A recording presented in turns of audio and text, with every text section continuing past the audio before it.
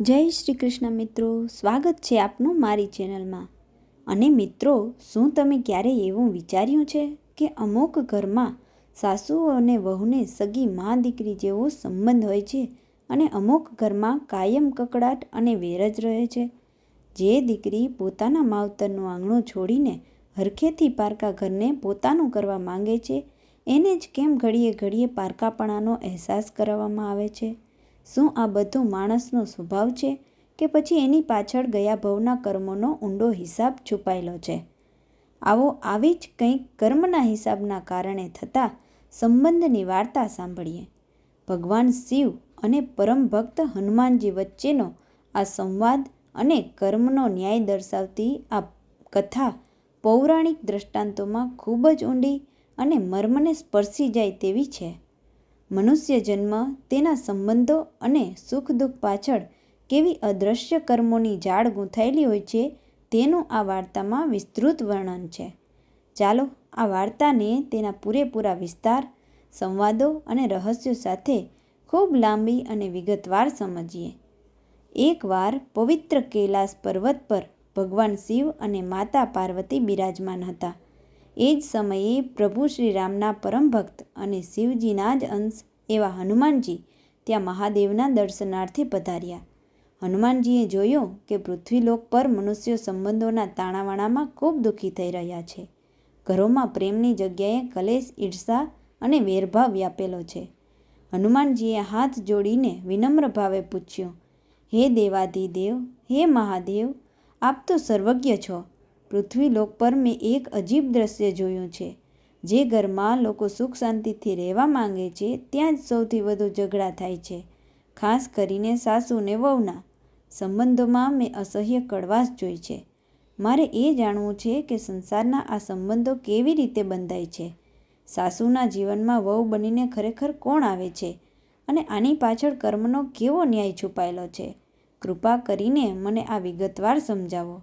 ભગવાન શિવ મંદ મંદ હસ્યા અને બોલ્યા, હે અંજની પુત્ર, સંસારનો નિયમ બહુ ગૂઢ છે. અહીં કોઈ અકસ્માત નથી થતો. જે કંઈ પણ ઘટે છે તે કર્મના અટલ સિદ્ધાંત મુજબ જ થાય છે.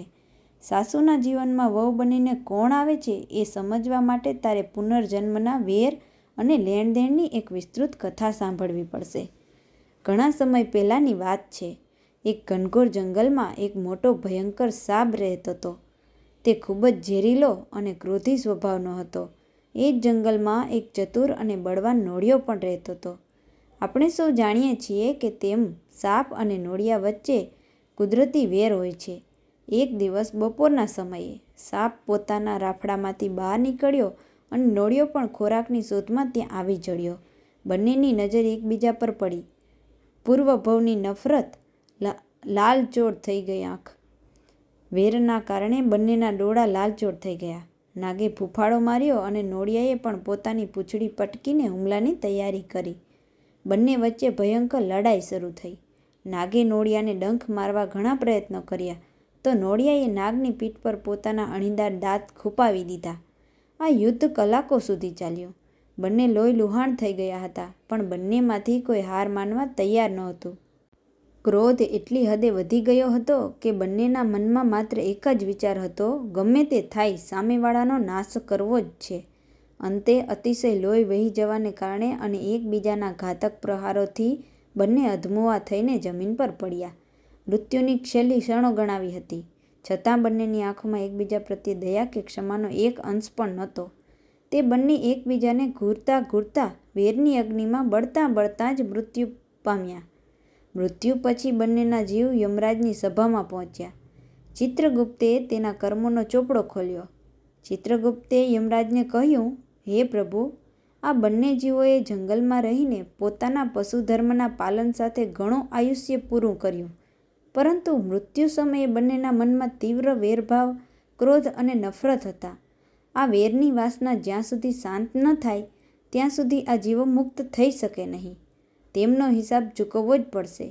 યમરાજે ન્યાય આપતા કહ્યું, જેમની વચ્ચે જેટલું તીવ્ર વેર હોય એટલા જ નજીકના સંબંધોમાં મોકલો, જેથી તેઓ એકબીજાના કર્મોનો હિસાબ બરાબર ચૂકવી શકે. સાપનો નવો જન્મ, તે સાપનો જીવ પૃથ્વી પર એક સંસ્કારી, પ્રતિષ્ઠિત અને સુખી પરિવારમાં દીકરા તરીકે જન્મ્યો. માતા પિતાએ તેનું નામ રાખ્યું શ્રવણ. તે મોટો થઈને કમાવા લાગ્યો અને ઘરનો લાડકવાયો બન્યો. નોળિયાનો નવો જન્મ. બીજી તરફ પેલા નોળિયાનો જીવ એક બીજા ગામના પરિવારના દીકરી તરીકે જન્મ્યો. તેનું નામ રાખ્યું રાધિકા. તે ખૂબ સુંદર અને ચતુર હતી. કાળચક્ર ફરતું રહ્યું અને બંને જુવાન થયા. કુદરતનો એવો સંજોગ કે જેને આપણે વિધાતાના લેખ કહીએ છીએ, બન્યો કે શ્રવણ અને રાધિકાના લગ્ન નક્કી થયા. જે નોળિયાનો જીવ હતો તે હવે રાધિકા બનીને શ્રવણના ઘરમાં વહુ તરીકે આવી.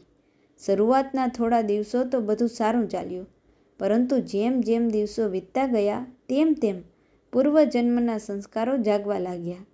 શ્રવણની માતા, જે આ જન્મમાં શ્રવણની મા હતી, પણ પૂર્વજન્મે તે સાપ પ્રત્યે પણ કોઈ નકારાત્મક ઉર્જા ધરાવતી હશે અથવા આ સંસારના ક્લેશ નિમિત્ત બની વહુને જોતાં જ અકળાવા લાગી. સૌથી અજીબ વાત એ હતી કે વહુ રાધિકા આમ તો આખા ગામ માટે બહુ માયાળુ અને ડાહી હતી, પણ પોતાની સાસુને જોતાં જ તેની અંદર પુનર્જન્મના નોળિયા જેવો ક્રોધ ભભૂકી ઉઠતો. સાસુ પાણી માંગે તો વહુ દૂધના બદલે નફરત પીસળતી. સાસુ કંઈક સારું કહેવા જાય તો વહુ વગર કારણે ઝઘડો શરૂ કરી દેતી. પેલો દીકરો, જે પૂર્વજન્મમાં સાપ હતો, તે આ બંનેની વચ્ચે પીસાવા લાગ્યો. જ્યારે તે પત્ની પાસે જાય ત્યારે પત્ની સાસુની કૂથલી કરે અને સાસુને ઘરની બહાર કાઢવાની જીદ કરે.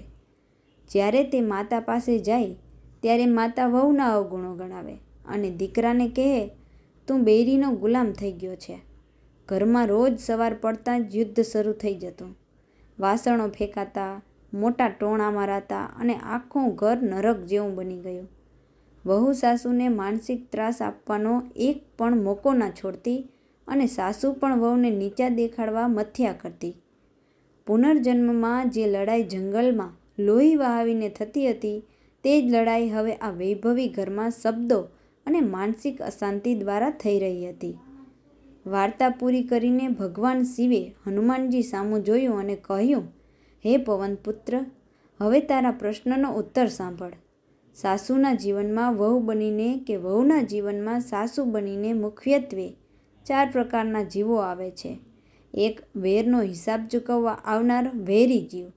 જેમ આ વાર્તામાં સાપ અને નોળિયો આવ્યા, પૂર્વજન્મમાં જેમની વચ્ચે ઘોર દુશ્મનાવટ હતી, જેમને તમે છેતર્યા છે, જેમનું અપમાન કર્યું છે કે જેમની ભાવનાઓ દુભવી છે, તે જીવ વિધાતાના ન્યાય મુજબ તમારા જ ઘરમાં વહુ, સાસુ કે દીકરો બનીને આવે છે. તેઓ આખો દિવસ તમારી સામે બોલીને, કકળાટ કરીને, તમને માનસિક રોગ આપીને પોતાનું વેર વાળે છે. તમે ગમે તેટલું સારું કરો તો પણ તેઓ ક્યારેય સંતુષ્ટ થતા નથી. બીજું, કરજ, ઋણ વસૂલ કરવા આવનાર ઋણાનુબંધ જીવ. જો પૂર્વજન્મમાં તમે કોઈના પૈસા પડાવી લીધા હોય, કોઈની મિલકત પચાવી પાડી હોય, તો તે જીવ વહુ બનીને આવે છે. આવી વહુ ઘરમાં આવતાની સાથે જ બીમારીઓ, નકામા વૈભવો, લક્ઝરી અને ફેશન પાછળ તમારા વર્ષોથી કમાયેલા પૈસા પાણીની જેમ વહાવી દે છે. તમે ઈચ્છો તો પણ તેને રોકી શકતા નથી, કારણ કે તે પોતાનું જૂનું કરજ વ્યાજ સાથે વસૂલ કરવા આવી હોય છે. ત્રીજું, સુખ અને સેવા આપવા આવનાર પુણ્યનો જીવ. દરેક સાસુ વહુના સંબંધો ખરાબ નથી હોતા. જો પૂર્વજન્મમાં તમે કોઈ અજાણ્યા જીવની નિસ્વાર્થ ભાવે સેવા કરી હોય, કોઈને આશરો આપ્યો હોય કે કોઈનું ભલું કર્યું હોય, તો તે જીવ વહુ બનીને આવે છે. આવી વહુ ઘરમાં લક્ષ્મીનો અવતાર સાબિત થાય છે. તે સાસુ સસરાને પોતાના સગા માતા પિતાથી પણ વધુ રાખે છે, ઘરને સ્વર્ગ બનાવે છે અને દુઃખના સમયે ઢાલ બનીને ઊભી રહે છે.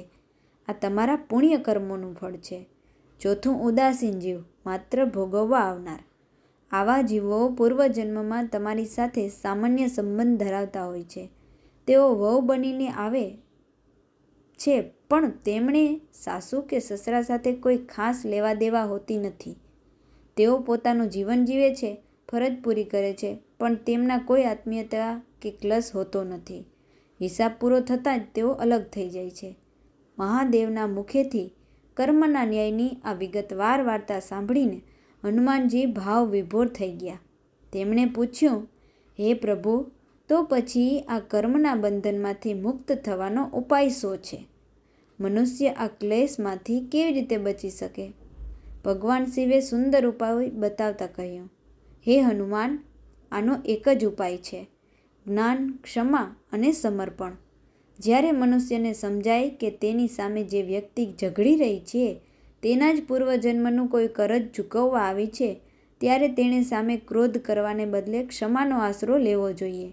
જો વહુ સામી થાય તો સાસુએ ધીરજ રાખવી અને સાસુ વઢે તો વહુએ નમ્રતા રાખવી.